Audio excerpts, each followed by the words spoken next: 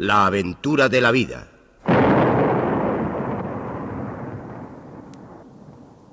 Un programa de Radio Nacional de España con guión, dirección y presentación de Félix Rodríguez de la Fuente.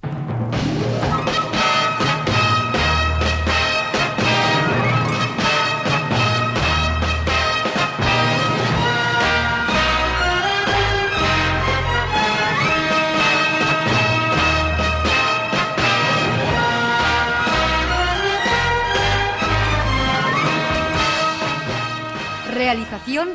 Herminio Verdú.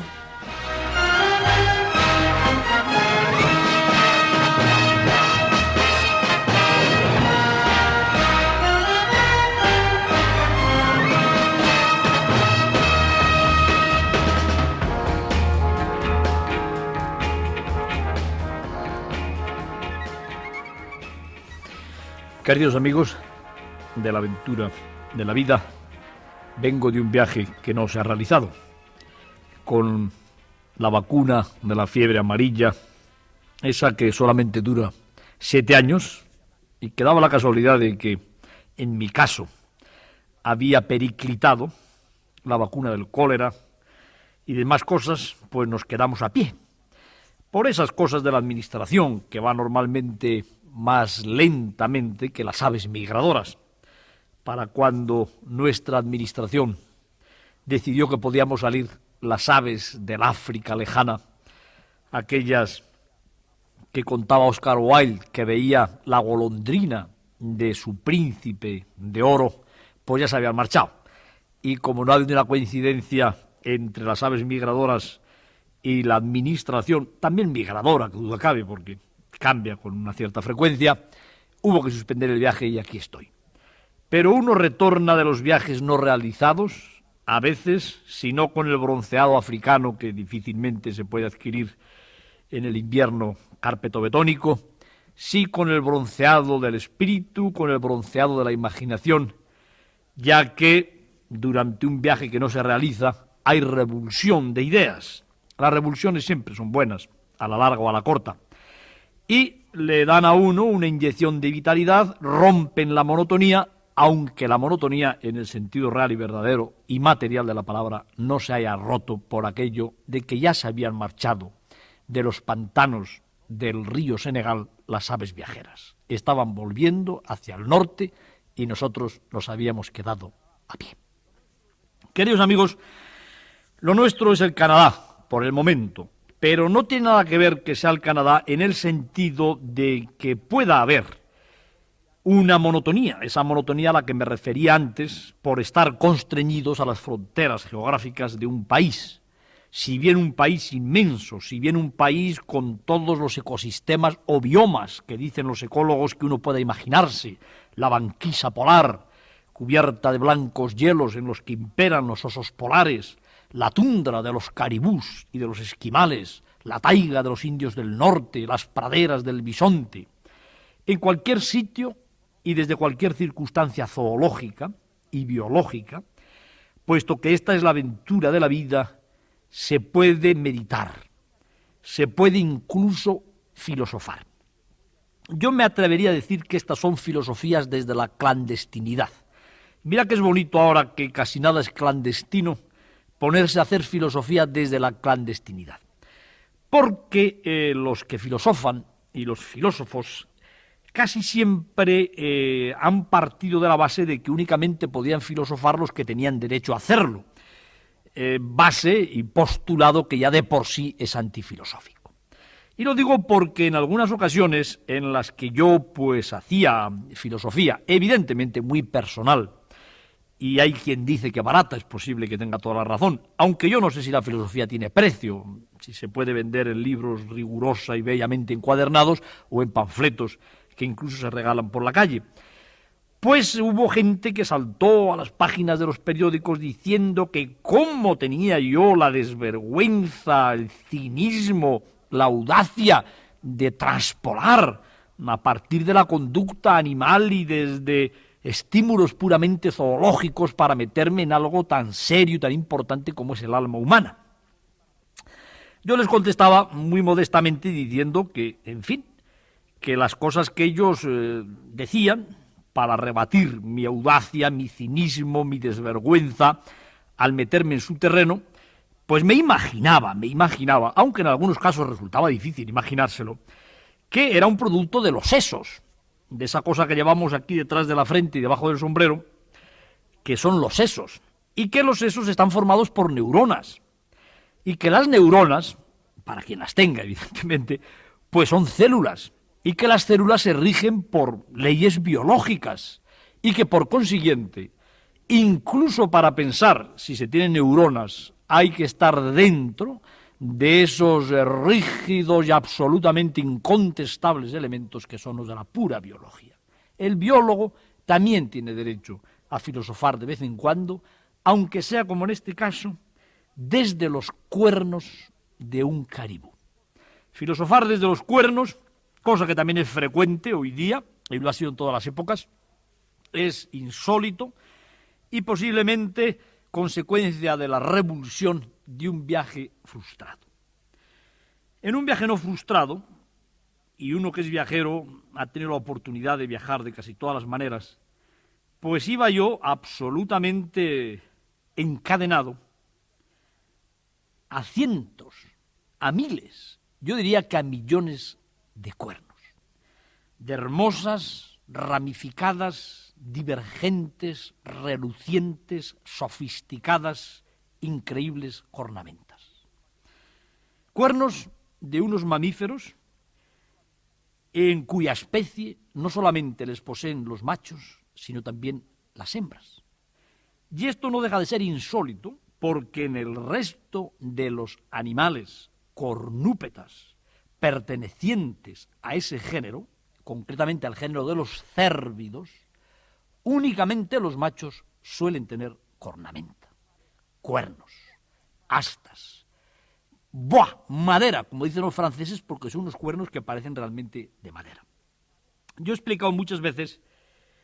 algunas en la televisión y otras en la radio y otras en publicaciones, que los cuernos de los cérvidos son posiblemente uno de los inventos más hermosos de la vida, y que los cuernos de los cérvidos deberían de servirnos como ejemplo y estímulo a los seres humanos en nuestra conducta. No sean ustedes mal pensados o mal pensadas, porque no van por ahí los tiros. Voy a hablarles de otra cosa. Los cérvidos, y concretamente los llamados venados, tienen la particularidad de que en el mes de septiembre, después de las primeras lluvias, cambia total y absolutamente su apacible, tímida y recatada conducta, su modo de vida. Unos animales que ordinariamente han permanecido en lo más espeso de los sotobosque, comiendo los tiernos tallos del arbolado, alimentándose con escogidos brotes, y que han ido fabricando una nueva cornamenta más grande, más ramificada, más poderosa para los individuos que se encontraban en mejores condiciones físicas de salud, como consecuencia de un proceso hormonal complejísimo en su organismo, que depende del paso del tiempo y que el calendario y el reloj de los seres vivos mide por la duración de la luz, por eso que se llama el fotoperiodo. Un buen día deja de crecer, deja de conformarse, se seca la piel delicada que lo cubre, deja de ser una cornamenta sensitiva, dolorosa, para transformarse en una masa con aspecto de madera. Por eso llaman los franceses madera a los cuernos de los cérvidos.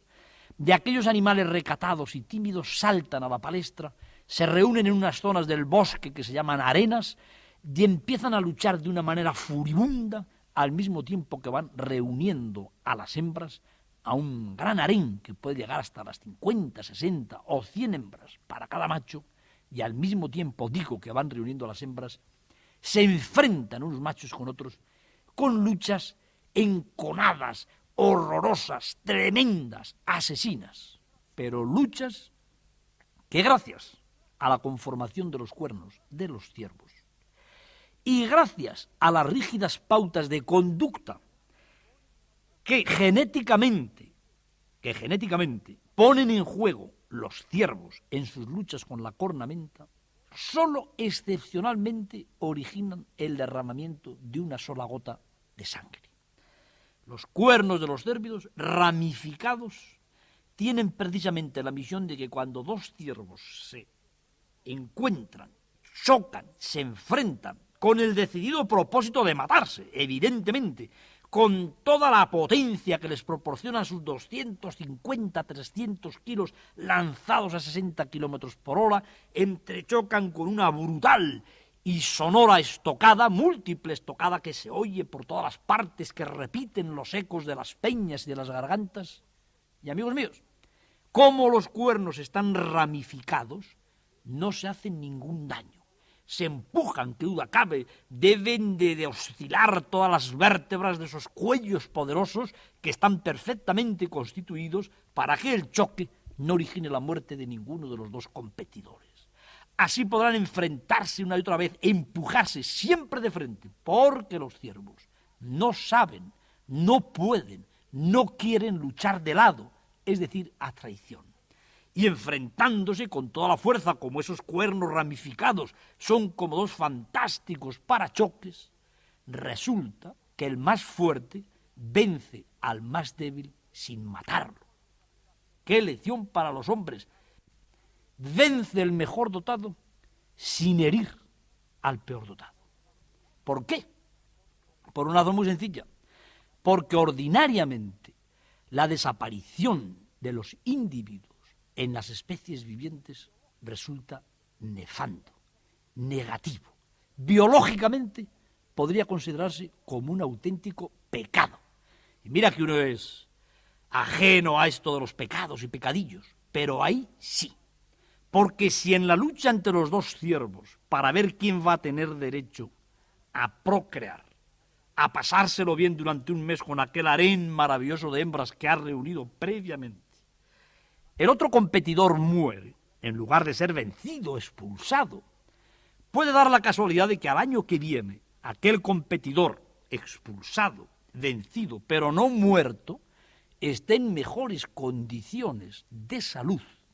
y de adaptación al medio para cubrir a las hembras y, en consecuencia, para obtener una descendencia mejor adaptada a los imperativos ecológicos. Puede ser que aquel ser vencido, que genéticamente estaba mejor dotado que el vencedor, ese otoño, porque no ha comido bien, porque ha tenido una diarrea, por la razón que sea, no se encontraba en las circunstancias óptimas para luchar. Si hubiera sido eliminado de la comunidad por la matanza,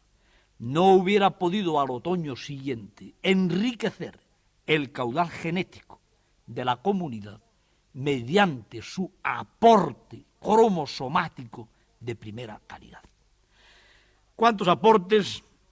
maravillosos, no de orden material y genético, que siendo importantes creo que lo son menos? ¿Cuántos aportes culturales, humanos, filosóficos, mis queridos amigos, se pierden porque muchas veces los cuernos de los seres humanos no están ramificados, son puntiagudos, atraviesan el corazón y el hígado como dagas, y entonces no permiten volver al otoño siguiente al pobrecillo que ha tenido la mala suerte de recibir la cornada. Todo esto lo pensaba yo volando en un helicóptero sobre las áridas y al mismo tiempo hermosas tierras del norte del Yukón, en compañía de un zoólogo llamado John Fraser, cuando él me llevaba para que yo tuviera la oportunidad de ver con mis propios ojos uno de los milagros más maravillosos de la naturaleza, la migración de los caribús, de esos cérvidos muy parecidos en el aspecto general a nuestros propios ciervos, a estos que me han servido para cometer la vileza de filosofar, de hacer una extrapolación de elementos puramente zoológicos a otros de conducta humana. Cuando íbamos en el helicóptero a ver aquellos cérvidos, pues iba yo pensando en estas cosas. Cuando John Fraser, que ha pasado la mitad de la vida en la naturaleza, que es hijo de un famoso hombre de América, al que se llama el cowboy de las montañas rocosas, porque ha vivido y vive con más de 60 años ya en plena naturaleza, fotógrafo, guía, naturalista, hombre de la naturaleza. Estas cosas se nos ocurrían, pues, pensando en el por qué los renos y los caribús tienen cornamenta, no solamente los machos, sino también las hembras. En el caso de los machos ya está explicado. La cornamenta es un carácter sexual secundario que sirve para la selección sexual, es decir,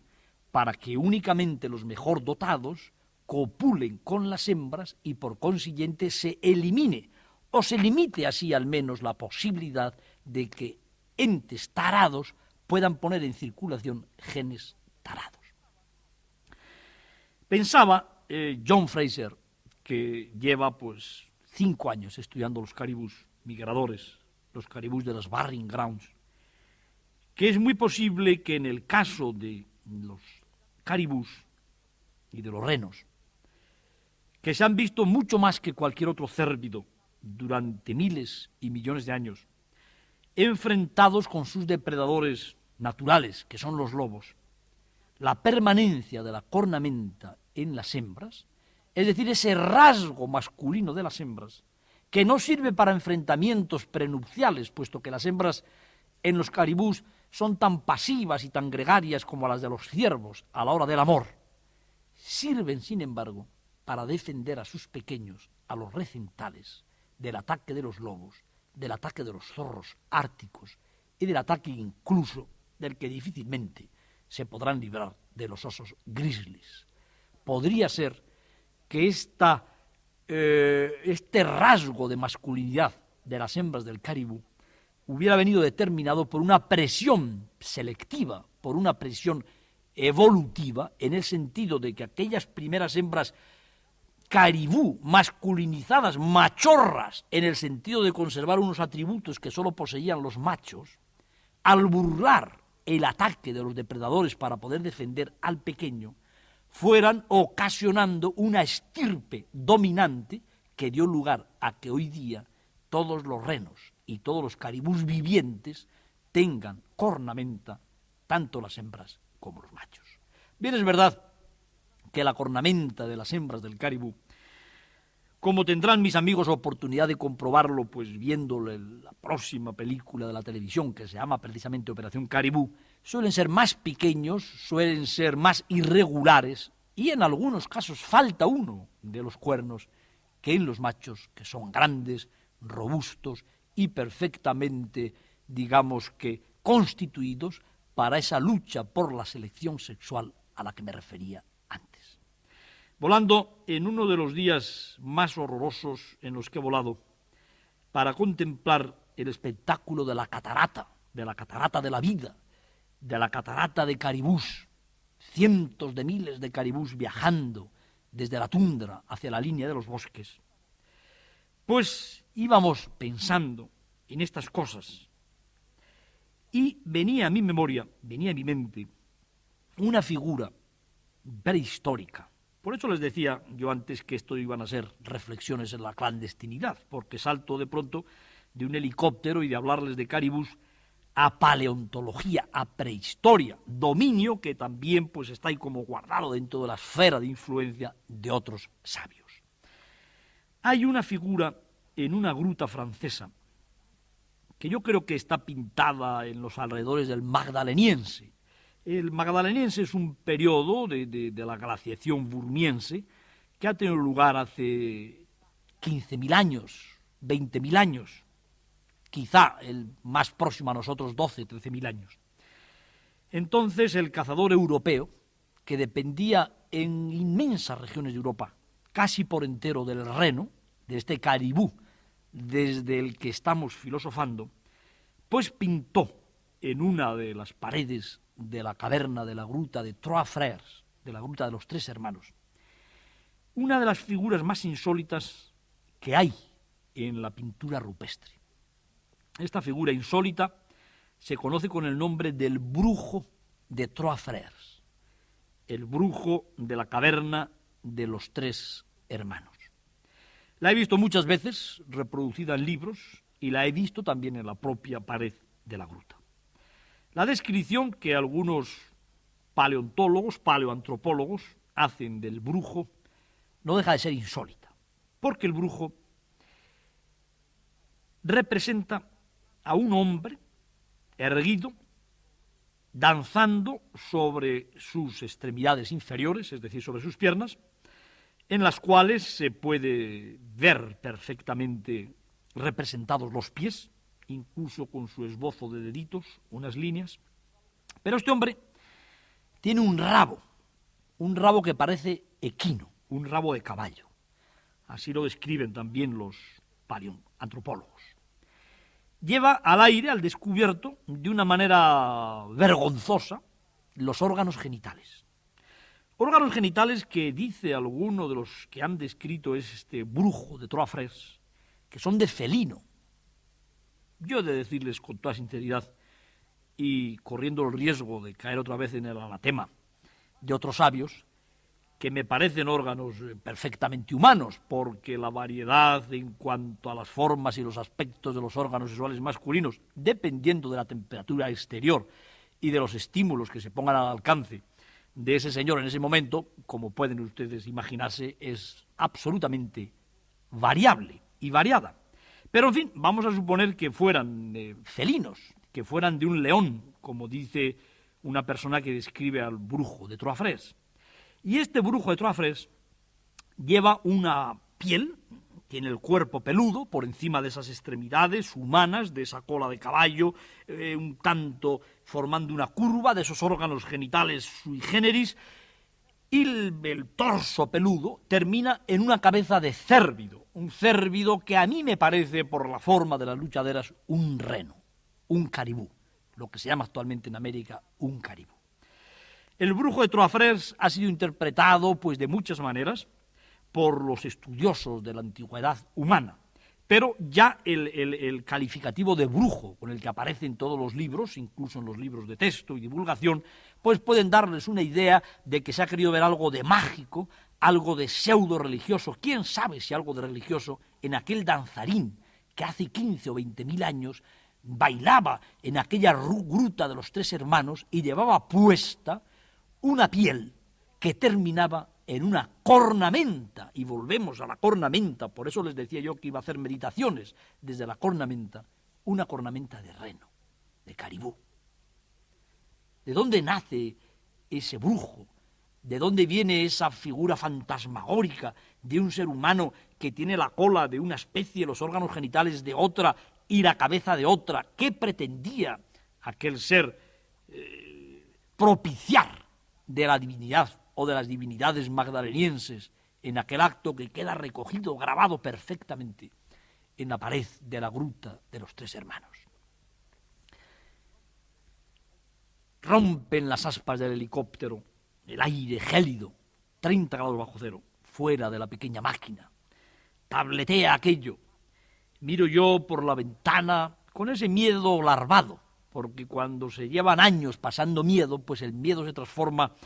en una de esas enfermedades que decíamos los estudiantes de medicina y que decimos los médicos, que son enfermedades crónicas, larvadas, una ligera molestia en el estómago, en la columna vertebral, pero a la cual uno ya no da importancia.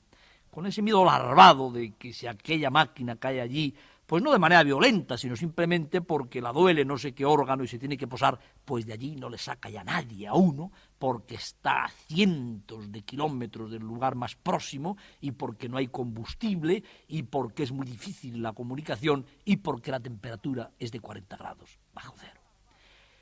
Y el miedo larvado da lugar a que yo intuya a mi amigo, el biólogo, el naturalista John Fraser, que ha pasado gran parte de la vida en la naturaleza, lo que podría pasar si uno en aquella zona cae y se encuentra pues al albur de las circunstancias naturales. Él sonríe, hombre de grandes ojos azules, hombre de rostro bello, de pelo dorado, 35, 40 años, y me hace como una señal de que cuando el tableteo de la máquina deje de aturdirnos me contará algo. Y efectivamente me lo cuenta. El brujo de Trois Frères. Yo asistí, mis queridos amigos, abajo ya, al pie del helicóptero parado en la tundra inmensa, viendo en el horizonte las líneas de los renos migradores que bajaban hacia la línea de los bosques, cómo pudo nacer el brujo de la caverna de los 3 hermanos. John Fraser atraviesa con un esquimal 5 años antes una de las grandes soledades del norte del Canadá. Van solos. No llevan perros ni trineos, solamente sus parcas abrigadas que permiten perfectamente permanecer al aire libre a esas bajas temperaturas, sus mochilas con sus sacos de dormir, sus mocasines precisamente de doble piel de caribú, y ese atuendo que maneja ya el esquimal desde hace también 8 o 10 mil años y que permite al hombre vivir en las mismas condiciones en que debió vivir el brujo de la caverna de Trois Frères. Va John Fraser con el esquimal porque sabe que yendo con un esquimal, en la época en que los caribús están migrando, no hace falta absolutamente nada. Todo lo puede resolver el hombre. Cae la tarde, el corto día ya del mes de octubre, noviembre, cuando tiene lugar esta expedición, se termina y no hay nada que comer. El naturalista y el esquimal se miran, la cara del esquimal rubicunda, sonriente, con los ojillos rasgados, como si le hubieran dado ahí una puñalada oblicua, socarronamente escruta el horizonte. En el horizonte impertérritas las líneas de los renos, de los caribús, aquellos mismos renos que inspiraron al brujo prehistórico para que se colocara sobre la cabeza la cornamenta que tanto ha dado que pensar a los que después le han llamado brujo. Va vestido el esquimal con una parca, la parca esquimal, de piel de lobo, normalmente, y en los pocos esquimales que quedan ya que visten como sus antepasados, conserva el rabo, un rabo peludo, muy parecido al rabo de un caballo cuando el esquimal se mueve, cuando salta. Piensen, imagínense el rabo de un lobo, con esa esa gran escoba de pelo, sobre todo el rabo de un lobo en pelaje invernal, pónganle así en una posición curvada y verán que en un dibujo es fácil de confundirle efectivamente con el rabo peludo de un caballo, también en esa misma posición. Los antiguos esquimales, al hacerse sus parcas, dejaban esa morfología zoológica en la parte terminal posterior, entre sus propios muslos de la parca, que llega justamente un poco por encima de las rodillas, porque decían que les daba más suerte en la caza. Si tenemos el rabo del hermano lobo, que es tan buen cazador, ¿por qué no vamos a ser nosotros también buenos cazadores? El esquimal, vestido con su parca, que cubre enteramente su cabeza, que está hecha de piel de lobo, que lleva el rabo que se va moviendo cuando aquella criatura aparentemente pesada, pero de músculos de acero, sobre sus silenciosos mocasines, se va desplazando sobre el hielo, sobre la nieve de la tundra, mira entre alegre y socarrón y seguro de sí mismo a la línea de caribús que van pasando por delante de ellos. Toma con su mitón, dentro del cual está su mano de acero, una mano que no ha hecho otra cosa desde que ha nacido más que laborar, ejercitarse, y va colocando a mi amigo John Fraser de tal manera que el viento, la brisa fría, helada, viene desde el ejército de los caribús hacia los hombres. Les trae el olor cálido de la vida de esas legiones de animales que bajan, como todos los años, desde el norte hasta la línea de los bosques. Los caribús nunca podrán olerles a ellos. Entonces el esquimal mira hacia el suelo, también con ojo penetrante, socarrón, seguro de sí mismo. El suelo, cada 300, cada 500 metros, hay viejos cuernos de caribú, de los que los machos del caribú han perdido cuando mudan la cornamenta cada año y cuando acceden a los pastos de invierno en pleno camino en la primavera. Toma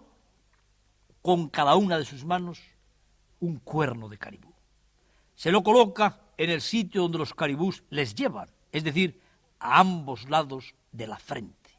E inmediatamente, dirigiéndose hacia el ejército de caribús que está migrando, comienza a dar saltos, a llamar la atención, al mismo tiempo que emite una voz quejumbrosa que es una perfecta copia, una imitación de la voz del bramido del caribú. Se para la gran fila de caribús que, como poseídos por un espíritu viajero, como el espíritu viajero de algunos miembros de la administración, se confrontan y se enfrentan a aquellos seres que han surgido de pronto en el horizonte.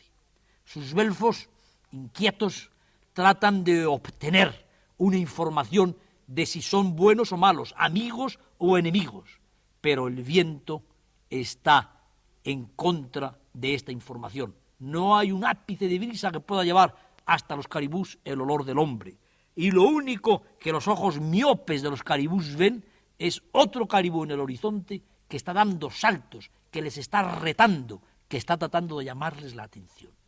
Y entonces los machos más audaces, los más fuertes, los mejor dotados, se destacan en el otoño, muy próximos ya al cielo, hacia aquel caribú invasor que está dando saltos en su ruta migratoria. Y avanzando, parándose, desafiándose, llegan a 15 metros del esquimal. Cuando están allí, el esquimal, el brujo de Trois Frères, lanza por el aire con toda la fuerza de sus brazos hercúleos los cuernos del caribú desmogados que ha encontrado en el suelo, se enfrenta el rifle, como hizo el brujo de los Trois Frères, con el arpón que lanzaba con la fuerza de su brazo, o el esquimal de hace 25 años con el arco, da un tiro al caribú y el caribú cae muerto. Ese realmente es el origen, sin duda, del famoso brujo de la gruta de los Tres Hermanos, que no era un brujo, sino un cazador del magdaleniense, matando, atrayendo, mejor dicho, a un caribú, de la misma manera que delante de mi amigo John Fraser lo hizo un esquimal hace aproximadamente 6 años. Pero esto no es todo, porque cuando nosotros nos disponemos a filmar a los caribús al pie de nuestro helicóptero, y cuando hemos tenido nosotros la precaución, guiados también por los conocimientos y por el instinto de John Fraser, hombre de la naturaleza, y de uno que lleva gran parte de la vida también en la naturaleza, de situarse con el viento bien.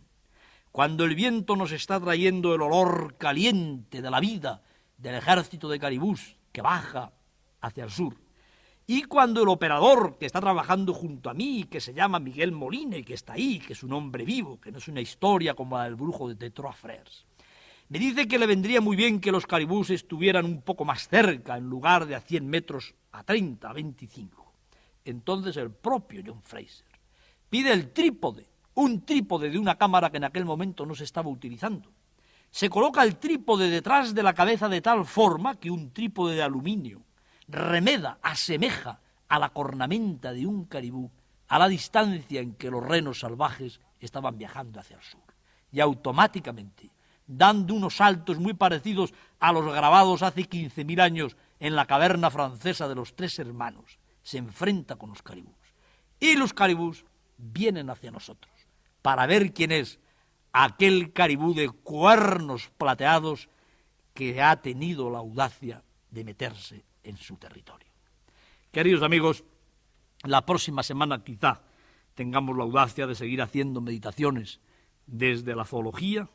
desde la vida, porque al fin y al cabo esta nuestra es la aventura de la vida.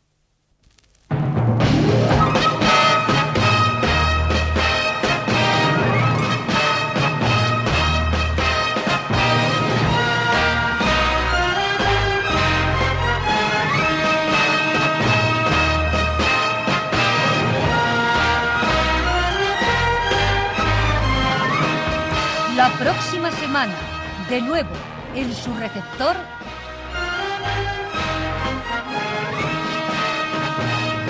La aventura de la vida.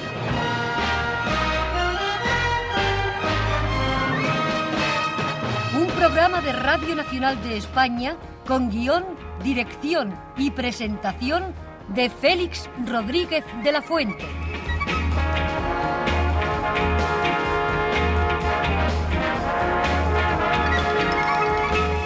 Montaje musical, Manuel Ruiz.